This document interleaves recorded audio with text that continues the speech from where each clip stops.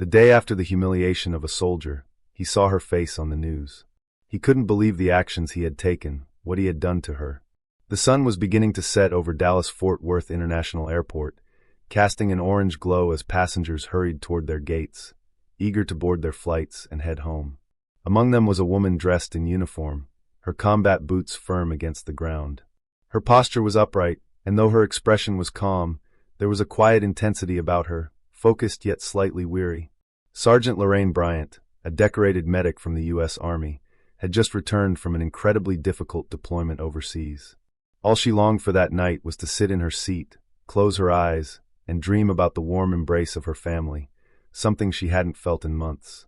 Her mind was preoccupied with that longing as she stepped aboard the plane, her uniform garnering some respectful nods from a few passengers. Some, however, chose to look the other way, an action she didn't let bother her. She had grown used to being overlooked, to blending into the background when it suited people. What Lorraine didn't expect, though, was the man sitting just one row behind her. The moment she passed him, his eyes narrowed, lips twisting into a mocking sneer. Lorraine could practically feel the judgment radiating off of him as she stowed her bag and settled into her seat. This man was the type who didn't keep his thoughts to himself. No, soon enough, everyone on the plane would hear him in the most uncomfortable way possible. As the cabin began to fill, Lorraine took a moment for herself, reaching into her jacket pocket for a small photo, one of her children, smiling together at a 4th of July picnic. The photo was her anchor, a reminder of what she was fighting for, what kept her going, no matter the distance. But before she could fully immerse herself in that moment, a voice interrupted her, a sharp, loud voice that practically oozed disdain. "Figures," the man scoffed, his words cutting through the quiet murmur of the cabin. "Of course, they'll let just anyone wear the uniform these days." Lorraine didn't react. She kept her gaze fixed on the photo, taking in a slow, deliberate breath. But he wasn't done. "I don't even know why they bother," he continued. "What's she doing? Handing out Band-Aids? Bet she's never even seen real action." Her chest tightened, but still Lorraine stayed silent. She had been through far worse than these empty words. The truth was, she had saved lives, faced horrors most could never imagine, and stood on the front lines when others wouldn't. But in this moment, she chose to hold her tongue. The man's words only grew louder, his voice dripping with arrogance as he carried on. "Real soldiers," he said, "the ones who do the heavy lifting, they don't need a parade just for showing up. It's all just for show these days." Lorraine clenched her jaw, but again, she kept her composure. The woman sitting beside her, a young mother with a toddler in her lap, leaned over and whispered softly, "Are you okay?" Lorraine nodded and gave a faint smile. She didn't owe an explanation to anyone. Her sacrifices, her actions, spoke louder than any words ever could. But the man wasn't finished. "Bet she's never even left a base," he muttered, loud enough for anyone nearby to hear. A few passengers shifted in their seats, visibly uncomfortable with the disrespect being thrown around. An older gentleman across the aisle leaned forward, opening his mouth to speak, but his wife gently tugged at his sleeve, whispering, "Don't. It'll just make things worse." Lorraine remained still, feeling the weight of the situation, but choosing restraint. She had been trained for moments like this, when silence was the wisest choice. Still, she couldn't help but wonder why. Why did this man feel the need to tear her down without knowing anything about her? Was it her uniform? Her skin color? Or was it simply his own insecurities spilling out in the most damaging way? The flight attendant, a small woman with a tired but warm smile, briskly walked down the aisle. She paused near Lorraine's row, her eyes darting between the soldier and the rude man, sensing the rising tension. "Is everything all right here?" she asked, her tone professional yet firm. "Oh, everything's fine," the man replied with a mocking grin. "Just making an observation. Hope I'm not offending anyone's delicate feelings." The flight attendant's jaw tightened, but she didn't engage. She simply nodded and continued on, clearly aware of the growing unease, but unsure how to diffuse it. Lorraine took a slow breath, closing her eyes and leaning back into her seat as the plane began to taxi down the runway. The man's words echoed sporadically throughout the flight, each one laced with condescension. Yet Lorraine remained still, silent. She knew exactly who she was, what she had done, and what she was capable of. His words might have stung for a moment, but they could never define her. However, something else lingered in the air, a quiet, palpable tension. While the man's remarks were directed at her, everyone around her could feel the weight of them.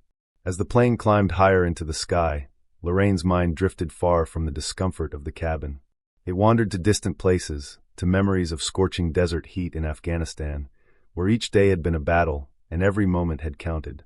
A test of endurance, strength, and courage.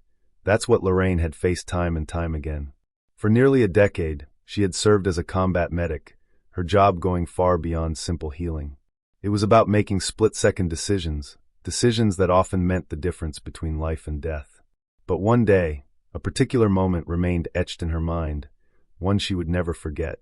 She had been part of a convoy, delivering vital medical supplies to a small, isolated village. The road was treacherous, riddled with remnants of past conflicts.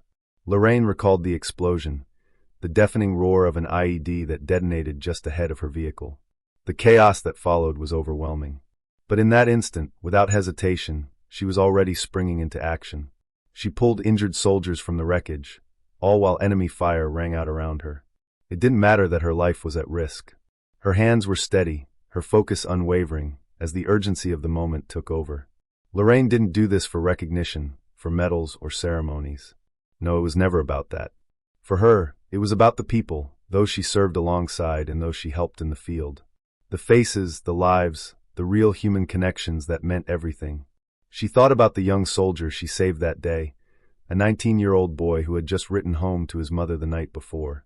His leg was shattered, his face pale from blood loss, yet he survived. He survived because Lorraine refused to let him die, no matter the odds. But her work wasn't limited to soldiers. Lorraine had spent countless hours treating civilians, innocent villagers caught in the crossfire of a war they never asked for. She remembered a little girl, no older than 7, who had been injured in a mortar attack. Lorraine had carried her to safety, holding her close and softly singing to calm her until help arrived. The girl's smile, even as pain twisted her small body, was something Lorraine would carry with her forever. These were the moments that truly defined Lorraine, not the uniform or the rank, but the lives she had touched along the way. And yet, it wasn't just the battlefield she had to face. Sometimes, the hardest battles were the ones beyond the war zone, the ones in her own ranks. There were times when her competence was questioned, not because of her abilities, but because of her gender and the color of her skin. She had endured cruel comments from fellow soldiers and even from superiors, all who doubted her worth, who questioned whether she deserved her place there. But each time Lorraine proved them wrong. She rose above their prejudice, letting her actions do the talking when their words fell short. Back in the plane, Lorraine slowly opened her eyes, the memories still vivid in her mind. She glanced toward the man sitting a row behind her, now casually flipping through a magazine, seemingly satisfied with the remarks he had made earlier. Lorraine didn't hate him. She had long since learned that hatred was a heavy burden, one that would weigh her down. Instead, she felt a quiet resolve. This man, this stranger, didn't know her story. He would probably never know the truth. But that didn't matter. His ignorance could never overshadow who she really was. But as often happens, the truth has a way of emerging, sometimes when we least expect it. And for Lorraine, the very next day would prove just that. The following morning, Mark Reynolds sat in his living room in Albuquerque, sipping his coffee as the soft rays of sunlight filtered through the blinds. His routine was familiar, almost comforting: breakfast, a quick scroll through his phone, and catching up on the morning news on Channel 7. He flicked on the television, the volume humming to life as the anchor's voice filled the room. "This morning, we honor a true American hero," the anchor began, the tone reverent. Sergeant Lorraine Bryant, a combat medic who risked her life to save not just her fellow soldiers, but countless civilians during her deployment overseas. Mark froze, his coffee cup hovering in midair. His eyes locked on the screen, where a photo of a woman in uniform filled the frame. Her expression was calm, and there was an undeniable authority in her presence. He felt a tightness in his chest. It was her, the woman from the plane. The report continued, recounting the harrowing details of Lorraine's service. They spoke of the ambush on the convoy she had been part of, how Lorraine had braved gunfire to rescue the wounded, dragging them to safety even as shrapnel tore through her own leg. They detailed her tireless efforts in remote villages, helping families caught in the devastation of a war they never asked for. One villager, speaking through a translator, said, "She saved my daughter. If not for her, we would have lost everything. She has a heart of gold." Mark's stomach churned. He set his coffee cup down, his hands trembling slightly. The anchor continued to describe Lorraine's many commendations, including a bronze star for her extraordinary bravery. "This is the kind of heroism that often goes unnoticed," the anchor said. "Today we shine a light on the incredible sacrifices made by those who serve, especially those like Sergeant Bryant, who embody the true spirit of compassion and courage." Mark couldn't tear his eyes away from the screen. His mind raced, the weight of his previous actions crashing down on him like a wave. The woman he had insulted, belittled, and disrespected on the plane, she wasn't just any woman. She was a hero, and he had no idea. His words from the previous day echoed in his mind, sharp and cruel. He remembered her calm expression, how she sat silently as he mocked her, enduring his hateful comments without so much as a flinch. She didn't have to defend herself. She didn't need to. Her actions had already spoken volumes. Mark sank into his chair, a wave of shame engulfing him. He had spent so many years believing that his perspective was the only one that mattered. But now he was confronted with an undeniable truth: he had been wrong. So very wrong. Guilt settled heavily in his chest, and as he grappled with it, he wondered if there was any way to make things right, or if he would have to carry the weight of his words and actions forever. The rest of the morning passed in a blur as he replayed the flight over and over in his mind, the pride he had taken in mocking her, and the quiet dignity with which she endured his cruelty. It felt like a cruel twist of fate. Mark paced his living room, his thoughts spiraling. Lorraine Bryant hadn't just survived unimaginable situations. She had carried herself with honor, grace, and an unwavering sense of duty. And what had he done? He had torn her down, for no reason other than his own ignorance. Desperate for some understanding, Mark searched for Lorraine's name online, devouring every article he could find. He read about the missions she had been part of, the countless lives she had saved, the sacrifices she had made. Each word only deepened his regret, his shame. How could he have been so wrong? Mark continued to read about Lorraine's remarkable story, about the sacrifices she had made, not just for her country, but for her family and for countless others. Her story was extraordinary, yet there was one striking thing. Lorraine had never once demanded recognition. She simply did what needed to be done, with no expectation of praise. The more Mark read, the heavier his guilt became. His actions on the plane hadn't been just a single moment of poor judgment. They were a reflection of something deeper, something far uglier within himself that he hadn't been ready to confront for years. He had lived with biases, assumptions, and a narrow, self-serving view of the world. Lorraine's story had shattered that illusion in a way nothing else could.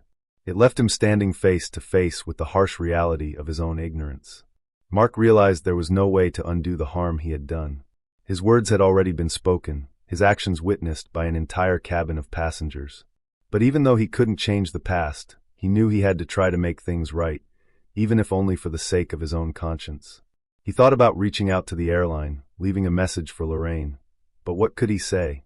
Sorry felt so small, so utterly inadequate for the hurt he had caused. Instead, Mark decided to take action, no matter how small it seemed. He made a donation to a veterans organization that provided support for soldiers returning from deployment. It wasn't enough, he knew it would never be enough, but it was a start, an effort to right at least one wrong. He also wrote a letter to Lorraine, pouring out his apology in raw, unfiltered words. He explained how her story had opened his eyes, how deeply sorry he was for his behavior. In the letter, he wrote, "You didn't deserve my hate. You deserved my respect, and I failed to give it to you. I will carry the weight of that failure for the rest of my life, but I promise to do better. Thank you for your service, your bravery, and for being a better person than I ever was." Mark didn't know if his letter would ever reach her, but writing it felt like the first step toward accountability. It wasn't about easing his guilt. It was about acknowledging the harm he had caused and committing to change. And sometimes, the most profound lessons aren't learned through grand gestures, but through quiet moments of reflection. Mark's journey to understanding was only beginning. A week later, he sat in the same chair in his living room, staring out the window, lost in thought. He didn't know whether Lorraine had received his letter or if she ever would. But something had shifted inside him. For the first time in years, he could feel the full weight of his own ignorance, and the realization hit him hard. Feeling guilty wasn't enough. Real change demanded action, not just remorse. It required looking beyond the surface judgments we all make and truly seeing people for who they are, not who we assume them to be. He turned off the television and sat in the silence, reflecting on Lorraine. She had taught him something he hadn't been willing to learn on his own: the truth that everyone has a story. Some of those stories carried burdens far heavier than most could ever imagine. And in those moments, the least you can do is offer respect, even when you don't understand. Especially when you don't understand. Mark knew he wasn't a hero, and he would never be. But he hoped that, in his own small way, he could start living his life with the kind of courage Lorraine had shown every day. Not the courage to endure a battlefield, but the courage to confront his own flaws and work toward becoming better, not just as a person, but as a human being. As viewers, we often hear stories about heroes like Lorraine and think of them as distant, untouchable figures, people we see on the news or read about in articles. But the truth is, they walk among us every day on flights, in grocery stores, in our neighborhoods. Sometimes, we don't even realize their significance until it's too late to express the respect they truly deserve. So let this story be a reminder. The next time you're about to judge someone based on a fleeting impression, take a moment. Pause. Reflect. Think. And remember, everyone has a story, even if you don't see it right away. If this story resonated with you, take a moment to reflect on how you treat the people around you. Let's strive to lead with kindness, understanding, and respect. And if you believe in sharing messages like this one, don't forget to like, subscribe, and join us for more stories that challenge the way we see the world. Because sometimes it's the stories we don't know that teach us the most.